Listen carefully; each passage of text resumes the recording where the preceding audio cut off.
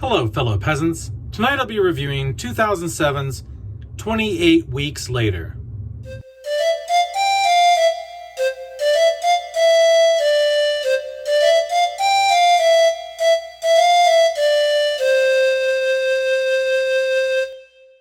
Alright guys, so I watched 28 Weeks Later. This came out in 2007. What's it about? This is a direct sequel to 28 Days Later. I just reviewed that last night, so if you get a chance, go check that out if you haven't seen it. So what is this movie about, man? So basically, this is 28 weeks later after the events of the first movie, after the breakout or whatever. And so we're following a whole new group of people here. It's a whole different situation. The infected have died of starvation. And they're starting to rebuild. NATO groups, U.S. forces have brought in aid and military help, and it takes place in London again. So the majority of the film is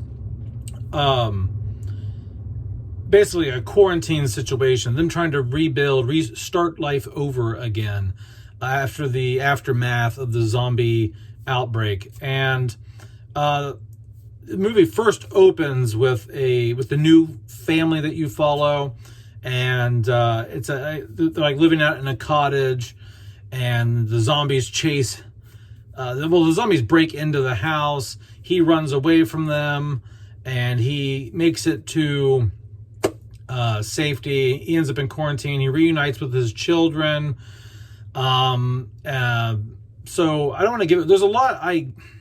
I don't want to get too much into the synopsis of this film because there's a lot of things that you can ruin and spoil. So let's just put it this way. They're trying to rebuild in this film. They're trying to recover from the damage and the aftermath of the zombie apocalypse that happened in England. Outside forces are helping them do that. But shit goes awry yet again. And there's another outbreak. And they got to go code red, baby, code red. So what do I like? What do I not like about 28 Weeks Later? What I like is it does, although Danny Boyle is not the director for this film, it still has that rough, gritty look. Now, it doesn't have that digital camera 480i grittiness that the majority of the first film has. But it does have a lot of shaky cam. It does feel in the same vein visually as the first film, and I can appreciate that. I just have these on DVD. I don't have these on Blu-ray, and I think that works great. Like this film looked great on DVD. People want like $200 for this movie. For a while anyway, they were charging hundreds of dollars for both of them together, and sometimes up to $100 for each. And so I think these films work great on DVD. I don't think you need these films to look pretty. These are already down and dirty, rough, candid guerrilla style filming looking movies. So I don't feel the need to upgrade, especially with the cost of even a used Blu-ray on eBay. So, but yeah, love the look of the film. It feels like a continuation in that sense. There are great moments of suspense in here. I believe there's more moments of suspense in this than the first film. There's just times where you're like unsure, unaware of what's happening, who to trust, who has turned, who hasn't. And I also like that it throws you off course. Like sometimes you think it's going to go one way. You think somebody's going to last the whole movie, but then they don't. So I like when the movies surprise me, and then it's like, oh, I thought that character was going to go all the way to the end, but nah, they killed them off, you know. And so I kind of like that. I like when movies go against expectations and norms. So I really dig that too. In terms of the story here, yeah, I really like that. It's like, okay, here's what we're doing now. We're trying to rebuild a bit, but then shit pops off again, and we've got another zombie outbreak. And the zombie outbreak really only happens because of a decision made very early in the film. Had that decision not been made, the zombie outbreak probably would not have happened again, probably. But because a shitty decision was made very early in the film, the domino effect of that led to the outbreak happening in the quarantined area. So, you know, it just goes to show. And this really all goes back to the COVID situation again. You know, I made COVID comparisons in the last review. And, you know, you just, anytime something's viral and infectious, airborne, bloodborne, you know, there is, anytime one person can impact another person's life, and there's a domino effect, okay? There's a web of, you know, basically of interactions that, you know, some people, you know, during COVID, they didn't give a shit about COVID, and they would go around and do whatever they wanted to do, and stupid decisions led to prolonging the what happened during COVID. And let's get into the negatives here, speaking of that. So one of the negatives are stupid decisions. Again, there were stupid decisions made in the first film, and the stupid decisions made here. And that's what reminds me of the COVID. You know, it's just like, you know, if people could just, you know, it's like, chill out, just sit down in your house, like sit down in your basement and watch TV. You don't need to go to a bar. Like, is it worth to keep this situation prolonged because you want to go to a bar? So like in this film, somebody decides they want to leave the quarantined area and go travel around in a possibly infected area and visit their old house where they used to live. Well, that's nice and dandy. That's cool that you want that, but you need to think about the grand scheme, the big picture of things, and not what you want as an individual. And so just stupid decisions, like stupid, greedy decisions being made that just really make you not want to sympathize with the characters when bad things happen to them. Because you're thinking, oh my God, like, we finally got this under control, and your dumbass is going out and doing things that can lead to reinfection and like another outbreak again. Like we've busted our ass and worked this hard to come this far,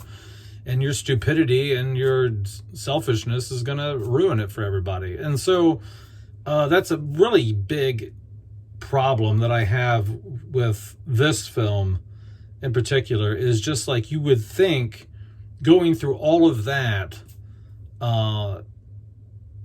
stuff, because this takes place 28 weeks, like about half a year into the outbreak. You would think after about 6 months of a zombie apocalypse, you would be smart enough to not make retarded decisions like they did. And